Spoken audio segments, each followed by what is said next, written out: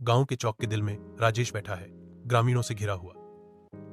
एक ग्रामीण ने पेशकश की, अरे राजेश, कुछ लस्सी पियो। यह एक शानदार मलाईदार लस्सी है। राजेश पेशकश को खारिज करते हुए कहता है, छोड़ो यार, ये देहाती चीजें अब मुझे सूट नहीं करती। अविरत धूप के नीचे राजेश विशाल खेत में काम करता है।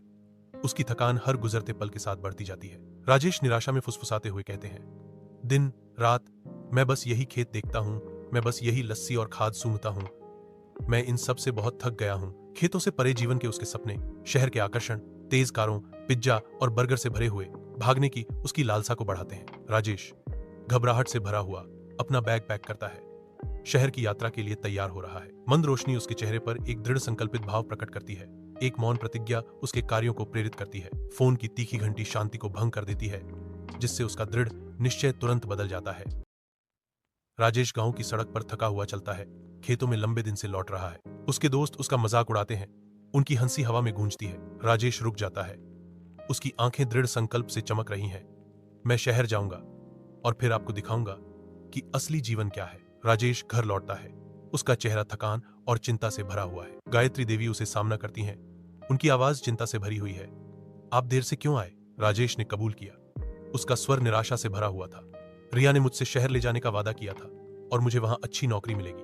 उर्मिला के देखभाल भरे कार्य भोजन कक्ष को भर देते हैं, क्योंकि वह भोजन परोसती है।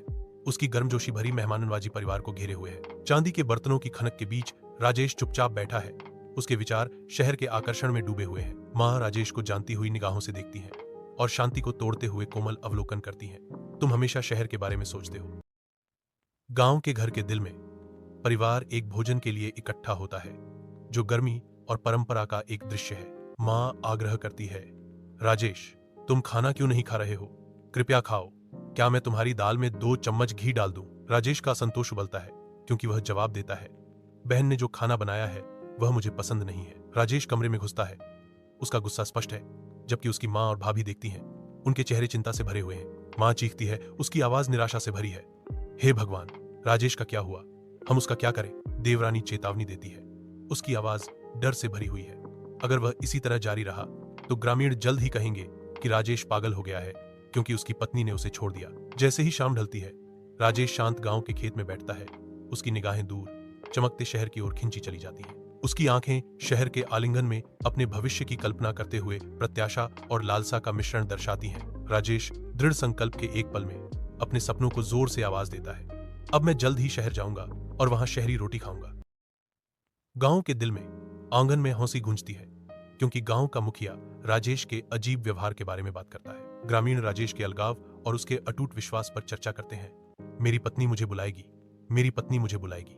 एक ग्रामीण राजेश के अजीब दावे को साझा करते हुए कहता है, मैं अब गांव का खाना नहीं खाता, मेरी पत्नी मुझे पिज्जा और बर्गर खिलाएगी। धुंधले कमरे में प्रेम चुप्पी तोड़ता है, सुझाव देता है, मुझे राजेश को शहर ले जाना चाहिए ताकि वह रिया से मिल सके। उसकी मां संदेह के भाव से जवाब देती है, रिया ने कभी ठीक से बात नहीं की।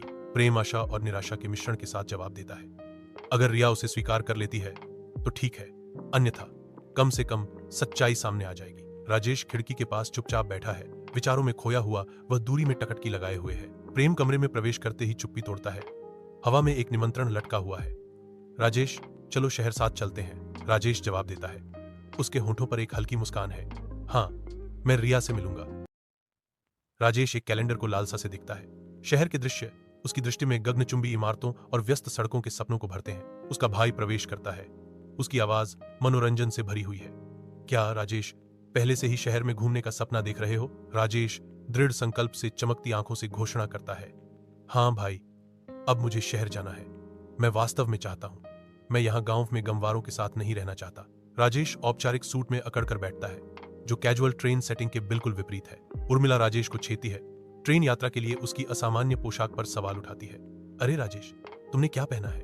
क्या कोई ट्रेन से यात्रा करने के लिए ऐसे कपड़े पहनता है? राजेश आत्मविश्वास से जवाब देता है, अपनी शहरी शैली और रिया के भविष्य की नौकरी की संभावनाओं के बारे में डींग मारते हुए, चिंता मत करो भाई, मेरी रिया मुझे लाखों की नौकरी दिलाएगी, बस देखते रहो, मेरे दिन बदलने वाले हैं। राजेश ऊंची इमारतों को देखकर आश्चर्यचकित होकर हलचल भरे शहर में कदम रखता है। अपनी उम्मीदें टूटने के बाद राजेश एक पार्क में अकेला बैठा है। उसका अवसाद गहराता जा रहा है, क्योंकि वह बड़बड़ाता है, जो मैंने सोचा था कि होगा और जो हुआ है, रिया यहां नहीं है और कोई नौकरी नहीं है। अब मैं क्या करूंगा? हार मानकर राजेश अपने गांव लौटने का फैसला करता है। राजेश और उसका भाई हलचल भरे शहर के रेलवे स्टेशन पर पहुंचते हैं, जो उनके शांत गांव के जीवन के बिल्कुल विपरीत है। राजेश सन की पोशाक पहने हुए ध्यान का केंद्र बन जाता है। शहर के अराजक माहौल से अभिभूत राजेश चिल्लाता है, भैया देखो तो सही क्या बात है शहर की। राजेश और उसका भाई ऊंची इमारतों और चमकती कारों से घिरे एक शहर में प्रवेश करते हैं। राजेश शहर की भव्यता से अभिभूत होकर कहते हैं, हर कोई यहां शान से घूम रहा है। सच कहूं तो ऐसा लगता है कि मैंने अब असली दुनिया में प्रवेश किया है। उसका भाई सिर हिलाता है, शहर की जीवंत ऊर्जा से समान रूप से प्रभावित। राजेश और उसका भाई रिया के घर पहुंचते हैं, केवल यह देखने के लिए कि दरवाजा भयावह रूप से बंद है। राजेश की आवाज चिंता से भरी हुई है, क्योंकि वह सोचता है वह फोन का जवाब क्यों नहीं दे रही है। वह दफ्तर में होगी या शायद काम में फंसी होगी। चिंता से भरे हुए वे रिया के घर के बाहर इंतजार करने का फैसला करते हैं। राजेश और प्रेम एक ऑटो में यात्रा करते हैं।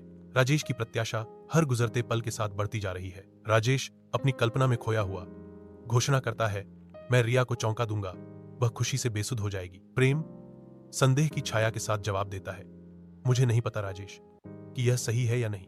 रिया दरवाजा खोलती है, उसका चेहरा आश्चर्य से भर जाता है, क्योंकि वह राजेश और प्रेम को देखती है। राजेश मुस्कुराता है, सरप्राइज, हमें देखकर खुश नहीं हुए। रिया हिचकिचाती है, फिर जवाब देती है, हाँ मैं थोड़ी व्यस्त थी।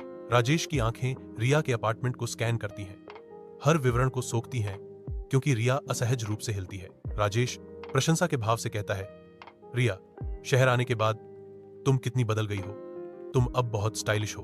प्रेम बीच में बोलते हुए आश्वस्त करते हैं, रिया वह तुम्हारा पति है, वह तुम्हारे साथ रहेगा, है ना? जहां तक काम की बात है, हम उसके लिए भी नौकरी ढूंढ लेंगे। रिया उत्तेजित होकर कहती है, मैं इन सब के बारे में बात नहीं कर सकती, मुझे ऑफिस जाना है, मुझे देर हो रही है। प्रेम ने कहा, मेरा भी शहर में कुछ काम है। रिया प्रेम की ओर मुड़ती है, उसकी आवाज तीखी होती है जब वह कहती है, बाहर जाने से पहले अपने झोकर जैसे कपड़े बदलो। शांत घर में राजेश अकेला रह गया है। प्रस्थान की गूंज हवा में भर रही है। शांति की तलाश में वह फ्रिज खोलता है और एक पेस्ट्री पाता है। शांत रसोई में हर कौर का आनंद लेता है। शांत शांति में राजेश गहरी संतुष्ट नींद में चला जाता है। घर उसे अपनी शांति में गले लगाता है। प्रेम थका हुआ काम से घर लौटता है और पास की कुर्सी पर गिर जाता है। रिया एक छोटे लड़के अरमान के साथ आती है, जो शाम की शांति को भंग कर देती है। प्रेम अप्रत्याशित आगमन से आश्चर्यचकित होकर पूछता है, अरे रिया तुम वापस आ गई, ओह ये तुम्हारे साथ कौन है? रिया राजेश और उसके भाई के इकट्ठा होने पर रिया का फ्लैट तनाव से भर जाता है। राजेश स्पष्ट रूप से उत्साहित है, जबकि रिया शांत स्वभाव बनाए रखती है। एक जानबूझकर किए गए इशारे के साथ रिया एक बैग से कागजात निकालती है। सरसराहट की आवाज पल की गंभीरता को बढ़ाती है। यहां इन पर हस्ताक्षर करें, रिया कहती है, उसकी आवाज स्थिर, जैसे वह राजेश के सामने दस्तावेज रखती है। राजेश कागजों को घूरता है, उसका चेहरा सदमे और अविश्वास का मुखौटा है। राजेश की आवाज कांपती है, क्योंकि वह मांगता है, ये क्या है? किस चीज के पेपर हैं? रिया का भाई गुस्से से घोषणा करता है, अरे राजेश ये तो तलाक के पेपर हैं। रिया का संयम मुश्किल से ही उसकी आंखों में जल रही दृढ़ इच्छा शक्ति को छुपा पाता है जब वह घोषणा करती है, यह मजाक नहीं है राजेश, मैं वास्तव में तुमसे तलाक चाहती हूं। राजेश हैरान और आहत होकर जवाब देता है, लेकिन क्यों? अगर तुम अलग होना चाहती थी तो तुम्हें मुझे पहले बताना चाहिए था। तुमने मेरे भाई को 5 साल तक सपनों में क्यों उलझाए रखा? रिया की तीखी प्रतिक्रिया कमरे में गूंजती है, मैंने कोई सपने नहीं दिखाए भाई, मैंने अपनी जिंदगी अपनी शर्तों पर जी है, और सच तो यह है कि मैं राजेश के साथ नहीं रह सकती। रिया के घर के अंदर रिया और राजेश के बीच तनाव की एक अदृश्य दीवार खड़ी हो जाती है। रिया के शब्द चुभ गए, तुम बहुत ही असंस्कृत हो, मुझे एक ऐसे साथी की जरूरत है जो मेरे स्तर का हो। राजेश का दिल टूट जाता है, क्योंकि वह विनती करता है, रिया मैं तुमसे प्यार करता हूं, मैं तुम्हारे साथ रहना चाहता हूं। प्रेम, रिया और राजेश मेजे के चारों ओर इकट्ठा होते ही हवा में अनकही तनाव की स्थिति पैदा हो जाती है। प्रेम के शब्द भारी चुप्पी को चीर गए, राजेश जी मैं जानता हूं कि यह आपके लिए सुनना आसान नहीं है, लेकिन यह रिया और मेरे जीवन का फैसला है। राजेश की आवाज विश्वासघात से कांपती है, तो 5 साल से मैं मूर्ख रहा हूं? राजेश घर से बाहर निकलता है, उसका चेहरा निराशा का मुखौटा है। प्रेम पीछे पीछे आता है, उसे सांत्वना देने की कोशिश करता है, राजेश भाई इतना उदास क्यों, चलो अपने गांव वापस चले, अब बसने का समय आ गया है। राजेश रुक जाता है, उसकी आवाज दुहक से भरी हुई है, रिया मैं गांव वापस कैसे जा सकता हूं, किस मुंह से? मैंने सभी को बताया था कि रिया और मैं। राजेश गांव के चौक में खड़ा है, उसका चेहरा शहर को गले लगाने की उत्सुकता का एक कैनवास है। ग्रामीणों ने राजेश को घेर लिया, सावधानी के शब्द देते हुए उनकी आवाजें चौक में गूंज रही थीं, लेकिन राजेश उनकी चेतावनियों के प्रति बहरा बना रहा। राजेश फुसफुसाता है, उसकी आंखों में दृढ़ संकल्प की एक झलक। शहर बुलाएगा, यह मुझे नौकरी दिलाएगा। राजेश और उसका भाई हलचल भरे प्लेटफॉर्म पर एक साथ खड़े हैं। उनकी आकृतियां स्टेशन के लोहे के खंभों से बनी हैं। राजेश पर उदासी की एक लहर छा जाती है, क्योंकि उसे अपनी भाभी के खाने के स्वाद याद आते हैं। हाँ भाई, हमारा गांव बहुत अच्छा है, राजेश फुसफुसाता है। आंसू उसकी आंखों में भर आते हैं जब वह घर के बारे में बात करता है। शाम ढलते ही राजेश गांव के चौराहे पर लौटता है। उसके ऊपर शांति की लहर छा जाती है। वह अपनी यात्रा पर विचार करता है, यह समझते हुए कि सच्ची खुशी उसके गांव के सरल जीवन में निहित है। नए दृढ़ विश्वास के साथ राजेश घोषणा करता है, असली स्वाद गांव की रोटी और गांव की सब्जियों में है।